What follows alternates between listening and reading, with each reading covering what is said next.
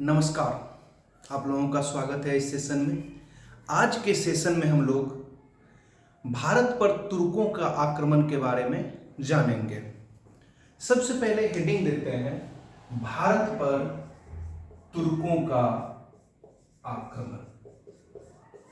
इससे पहले हम लोग अरबों का आक्रमण के बारे में जान चुके हैं। भारत पर अगर आपसे क्वेश्चन पूछे कि सबसे पहले किसने हमला किया था मध्यकालीन भारत में, तो वो मुस्लिमों ने किया। और मुस्लिमों में किसने किया था, तो वो अरबों ने किया।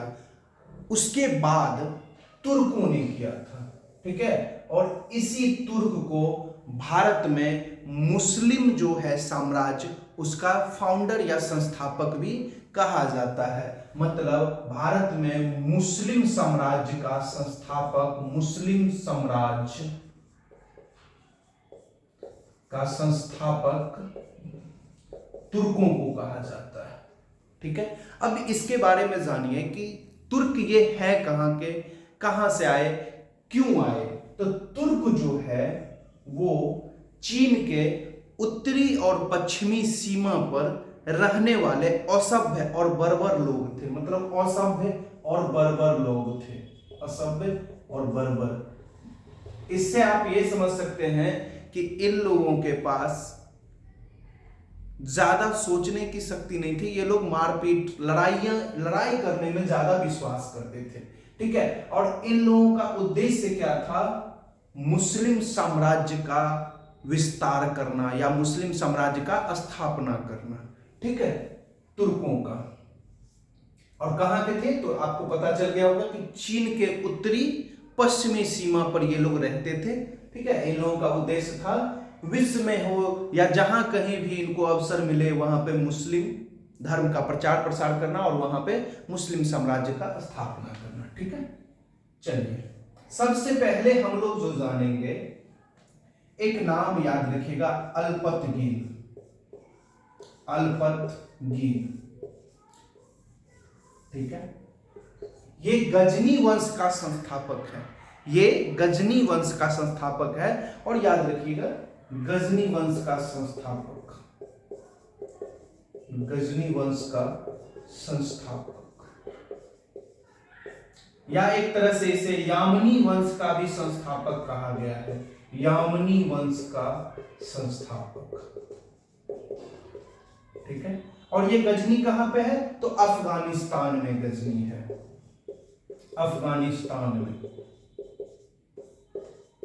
ठीक है। अल्पतगीन कौन थे, तो गजनी वंश के संस्थापक थे। मगर अगर आपसे कोई पूछ ले कि ये भाई सब थे कौन, तो ये ना बुखारा के सामानी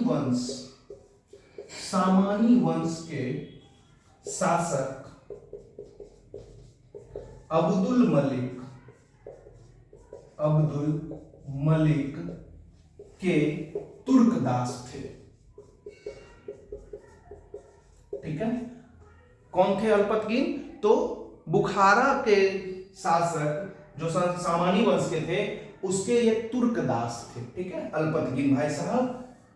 इनके मृत्यु के बाद, ये गजनी वंश के संस्थापक है, इनके मृत्यु के बाद इनका जो दामाद था सुबुक्तगीन, दूसरा नाम याद रखना है आपको, सुबुक्तगीन। ये भी पहले तुर्कदास थे। किसके, तो अल्पतगीन के, तुर्कदास। अल्पतगीन के बाद में चल के दास के कामकाज से, लड़ाई करने के शैली से प्रभावित होकर अल्पतगीन ने अपना दामाद इनको बना लिया, ठीक है, दामाद। तो ये कौन हो जाएंगे, सुबुक्तगीन के पहले तुर्कदास थे, बाद में चल के ये भाई साहब भी दामाद बन गए थे, ठीक है। इनसे प्रभावित होकर अपना दामाद बना लिया था अल्पतगीन ने। जब अल्पतगीन की मृत्यु हुई, उसके बाद सुबुक्तगीन शासन करने बैठा था या शासन पे बैठा था। और यही भाई साहब जो है सुबुक्तगीन, वह भारत में प्रथम आक्रमण करने वाले तुर्क हैं। भारत पर प्रथम आक्रमण करने वाला पहला तुर्क, और ये कब किया था हमला? तो 986 ईस्वी में। ठीक है, किसके खिलाफ? तो राजा जयपाल के खिलाफ, राजा जयपाल के विरुद्ध।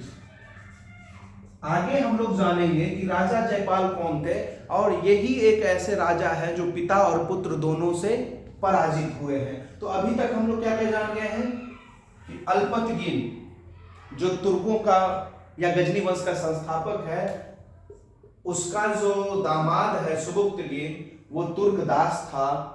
आगे चलते वही भारत पर पहला आक्रमण किया था 986 ईस्वी में, और उस समय राजा कौन था? तो राजा जयपाल। चलिए आगे बढ़ेंगे। जब सुबुक्तगीन की मृत्यु हो जाती है तो इसका जो सबसे बड़ा पुत्र है, ज्येष्ठ पुत्र जिसे हम लोग बोल सकते हैं, वो थे महमूद गजनवी, जिसके बारे में हम लोगों को जानना है, इंपोर्टेंट है ये। ठीक है, तो अब हम लोग क्या देंगे हेडिंग? महमूद गजनवी। महमूद गजनवी के बारे में अब हम लोग जानेंगे। ठीक है, महमूद गजनवी ये कहां के थे? तो आपको ये पता चल गया होगा, नाम से ही आपको लग रहा होगा कि ये गजनी के थे, गजनी के। ठीक है, गजनी के थे। इनके पिता का क्या नाम था? सुबुक्तगीन। इनके पिता का मृत्यु 997 ईस्वी में हुआ। उसके बाद बड़ा पुत्र ये थे, तो ये सत्ता में बैठे। ठीक है, और सत्ता में बैठने के बाद ये भाई साहब कुछ टाइटल लेते हैं, उपाधि याद रखिएगा इनके बारे में, गाजी उपाधि और सुल्तान। पहले ऐसे शासक थे जो गाजी और सुल्तान का उपाधि लिए थे। तो याद रखिएगा, प्रथम शासक जिसने ये उपाधि लिया। ठीक है, इसके बाद कुछ और उपाधि इनके साथ जुड़ता है, जैसे बुद्ध सिकन या मूर्ति भंजक। ठीक है, इससे आपको समझ आ जाएगा कि बुद्ध सिकन या मूर्ति भंजक मतलब मूर्ति को तोड़ने वाला। ठीक है, मतलब ये लोग हिंदू के मूर्तियों को तोड़ देते थे। ठीक है, इसीलिए इनको एक और उपाधि मिला, बुद्ध सिकन या मूर्ति भंजक। ठीक है, टाइटल हम लोग जान गए हैं कि बुद्ध सिकन और मूर्ति भंजक। इनको खलीफा ने 2 उपाधि दिया था। खलीफा द्वारा दिए गए उपाधि में पहला था यमीन। ठीक है, याद रखिएगा, यमीन उल मिल्लत। यमीन उल मिल्लत पहला इनको उपाधि क्या मिला था? तो यमीन उल मिल्लत का उपाधि इनको मिला था। और दूसरा उपाधि इनको मिला था यमीन उद दौला। दूसरा उपाधि क्या मिला? यमीन उद दौला। और यमीन उद दौला का मतलब होता है साम्राज्य का दाहिनी हाथ, और यमीन उल मिल्लत का मतलब होता है मुस्लिमों का संरक्षक। मतलब यमीन उल मिल्लत का मतलब होता है मुस्लिमों का संरक्षक, और यमीन उद दौला का मतलब होता है साम्राज्य का दाहिना हाथ, राइट हैंड। किसी भी इंसान, कोई भी पावरफुल आदमी अपना राइट हैंड लेफ्ट हैंड रखता है, तो वैसे ही इनको खलीफा ने ये उपाधि दिया था, यमीन उल मिल्लत और यमीन उद दौला का। ठीक है, तो हम लोग सबसे पहले क्या जानेंगे कि ये सत्ता में कब आए? तो 998 ईस्वी में, 998 ईस्वी में कहां के शासक बने? तो गजनी के शासक बने। ये उपाधि इनको क्या क्या मिला था? तो याद रखिएगा, गाजी सुल्तान प्रथम शासक थे जिसने ये उपाधि को क्या किया था? एडॉप्ट किया था। फिर इनको एक और उपाधि मिला, बुद्ध सिकन या मूर्ति भंजक।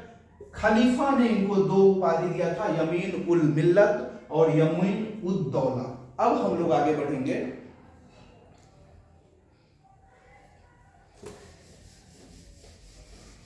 अब देखिए, गजनवी जो हैं वो भारत पर क्यों हमला करेंगे?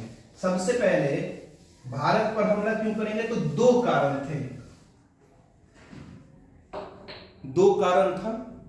यहां से जो धन था, यहां का धन, उसको लूट कर अपने देश मतलब सेंट्रल एशिया, मध्य एशिया में अपना एक बड़ा सा साम्राज्य बनाना, और दूसरा कारण था यहां पर इस्लाम धर्म का प्रचार प्रसार करना। मतलब दो कारण है, इस्लाम धर्म का प्रचार प्रसार और अपना जो है यहाँ के लूटे हुए धन से ये लोग मध्य एशिया में अपना साम्राज्य का विस्तार करना चाहते थे। ठीक है, तो आपको उद्देश्य पता है कि ये लोग भारत पर हमला क्यों करेंगे? तो धन लूटने के लिए। पैसा, जहां पे पैसा होगा वहां पे लोग आएंगे। ठीक है, जैसे जहां पे चीनी होता है वहां पे चींटी आएंगी ही आएंगी। आपके पास अगर कल को चल के खूब पैसा होगा तो बहुत लोग आएंगे, दुश्मन भी बनेंगे। वैसे ही भारत के पास उस समय में बहुत पैसा था तो लोग भारत पर हमला कर रहे थे और यहां से लूट कर सामान अपने राज्य में ले जा रहे थे। तो याद रखिएगा, महमूद गजनबी 1000 से लेके 1027 ईस्वी तक में भारत पर कुल मिलाकर 17 बार हमला किया था। कितना? तो 17 बार। 1027 तक 17 बार हमला किया था भारत पर। ठीक है, हमला किया भारत पर।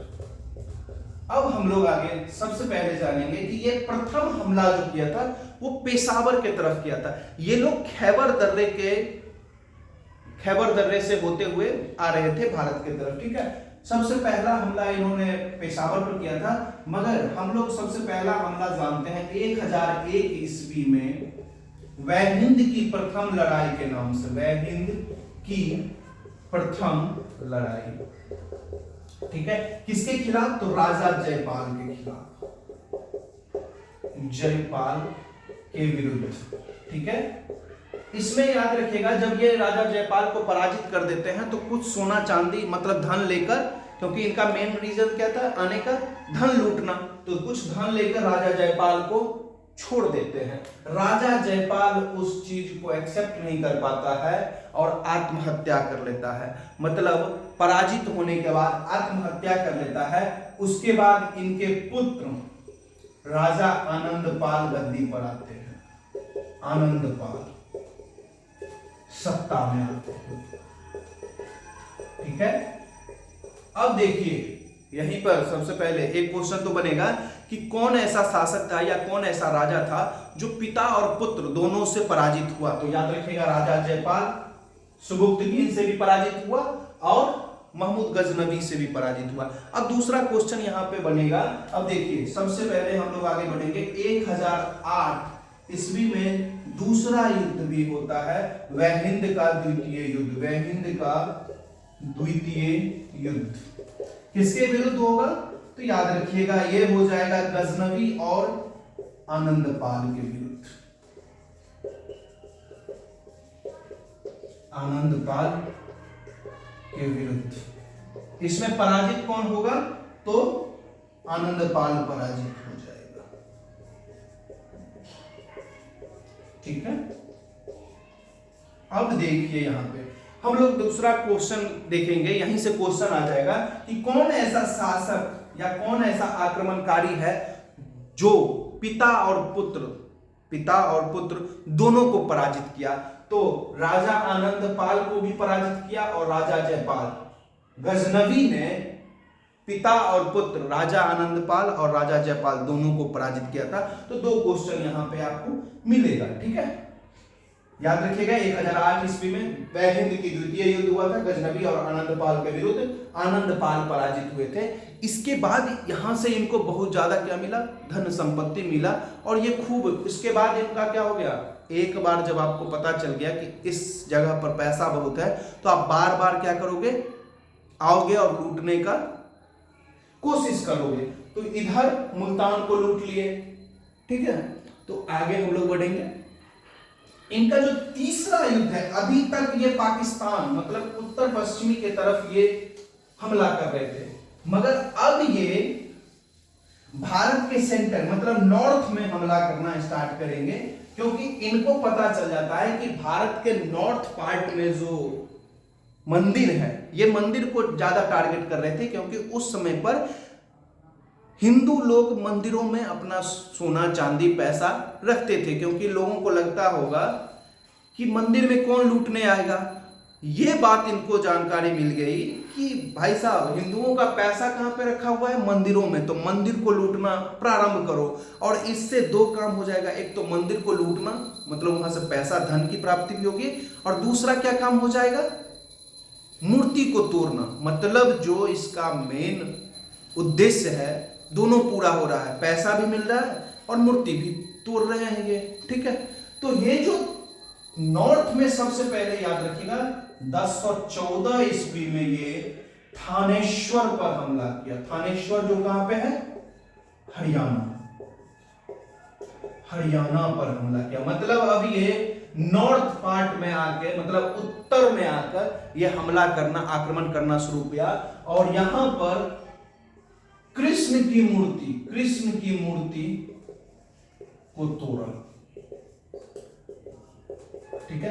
कहीं कहीं पर आपको लिखा मिलेगा कि यहां से ये बुद्ध मतलब मूर्ति को ले जाकर अपने मतलब एशिया, अपने मध्य एशिया में वहां पे मस्जिद के दरवाजे पर रख देता था, जिससे और अपमानित महसूस करे हिंदू, ठीक है। 1014 में कहां पे हमला किया, तो थानेश्वर में हरियाणा पर हमला किया। क्या किया, कृष्ण की मूर्ति को तोड़ डाला था भाई साहब ने, कृष्ण की मूर्ति को तोड़ डाला था।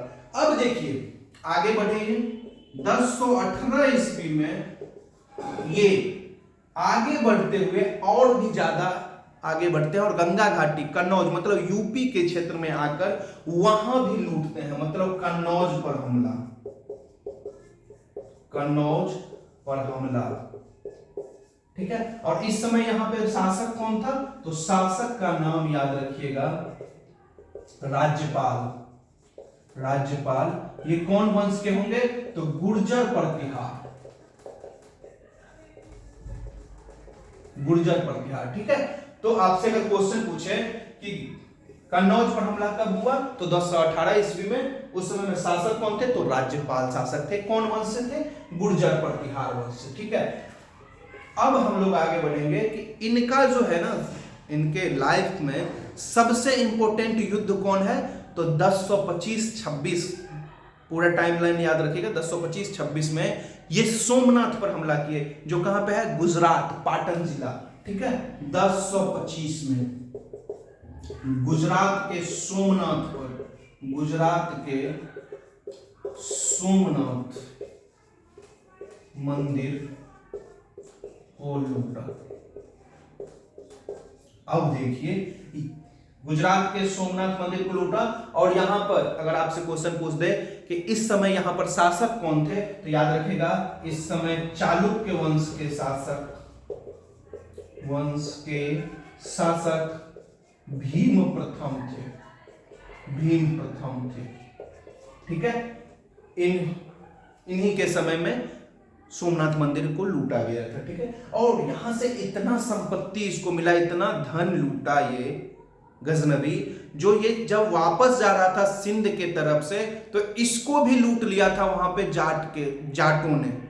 जाट जो सिंध के थे वो लूट लिया था। मतलब इतना ज्यादा धन था कि ये परेशान हो गया था। ये जो अश्व पे मतलब घोड़े पे ले जा रहा था, तो घोड़ा ठीक से चल नहीं पा रहा था। मतलब सोमनाथ मंदिर से इसको इतना ज्यादा धन की प्राप्ति हुई थी, ठीक है। तो 1025 ईस्वी में ये गुजरात के सोमनाथ मंदिर को लूटा था। चालुक्य वंश के शासक भीम प्रथम थे। और ये भाई साहब अंतिम अभियान जो इनका है, अंतिम अभियान किसका, गजनवी का, तो याद रखिएगा ये जाटों के विरुद्ध ही है। क्यों, जाटों के विरुद्ध कब किए थे, तो 1027 ईस्वी में। और ये क्यों किए थे ये आपको बता देते हैं कि आपको जस्ट अभी बताया कि 1025 में जब ये लूट लिए थे सोमनाथ मंदिर को, तो बहुत ज्यादा धन प्राप्त हुआ। तो इसको कौन लूटा, तो जाट ने लूटा। तो ये चिढ़ गया कि भाई साहब मैंने तुम्हें लूटा और फिर तुम मुझे ही लूट लोगे, मतलब लुटेरे को लूटोगे, ठीक है। तो लुटेरों को लूटोगे तो बाद में वापस आकर ये जाटों के विरुद्ध युद्ध करता है। और उसी में कहा जाता है कि ये घायल हो जाता है 1027 ईस्वी में, और बाद में चल के इनकी मृत्यु हो जाती है। कब मृत्यु हो जाती है, तो 1000 1030 ईस्वी में, 1030 ईस्वी में मृत्यु हो जाती है। ठीक है, गजनबी भाई साहब के बारे में आपको इतना जानकारी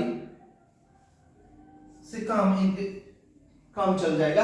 अब इनके साथ ना कुछ लोग आए थे, ऐसा नहीं है कि ये ऐसे ही आ गए थे, कुछ लोग भी आए थे इनके साथ। एक चीज याद रखिएगा, ये लोग जब चलते थे तो कवि लोगों को साथ में लेके चलते थे, जो दरबारी कवि, दरबारी इतिहासकार, इन लोगों को लेके चलते थे कि इनके बारे में अच्छा चीज लिखे।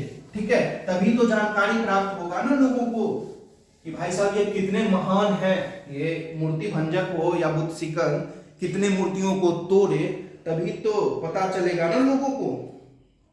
ठीक है, अब चलिए, इन्होंने एक याद रखिएगा, ये अपने सेना में एक सेनापति रखे थे जो हिंदू था, उसका नाम तिलक था, और इन्होंने एक सिक्का चलाया था दिरहम, सिक्का चलाया था दिरहम।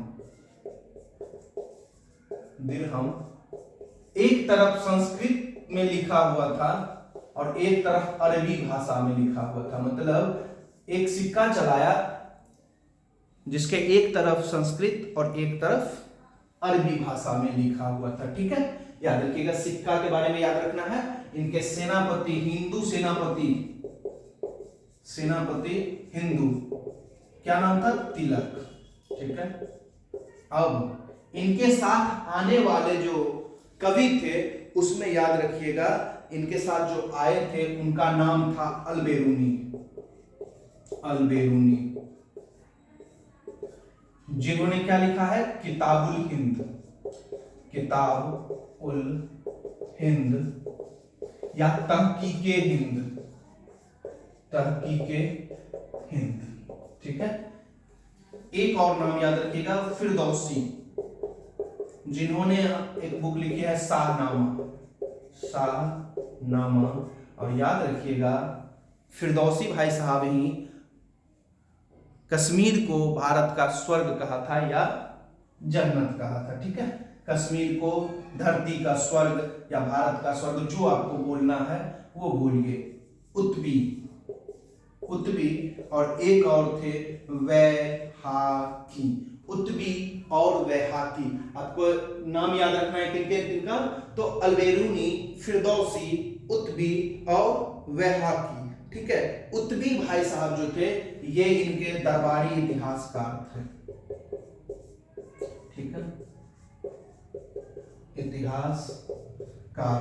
और वैहाकी ने एक बुक लिखा था जिसका नाम था तारीखे सुबुक्तगीन, तारीखे सुबुक्तगीन। ठीक है, तारीख ए सुबुक्तगीन। और कुतुबी ने लिखा था तारीखे यामिनी। ठीक है, यामिनी।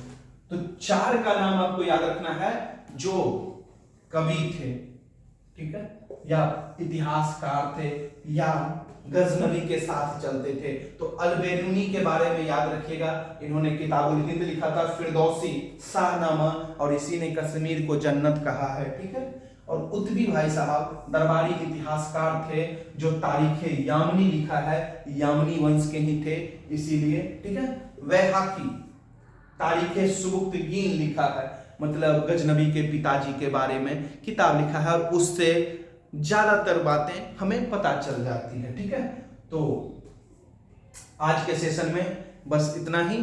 अगले सेशन में हम लोग महमूद गौरी, मोहम्मद गौरी के बारे में चर्चा करेंगे।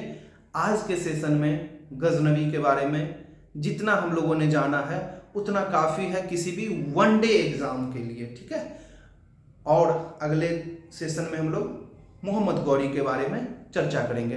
तब तक के लिए धन्यवाद।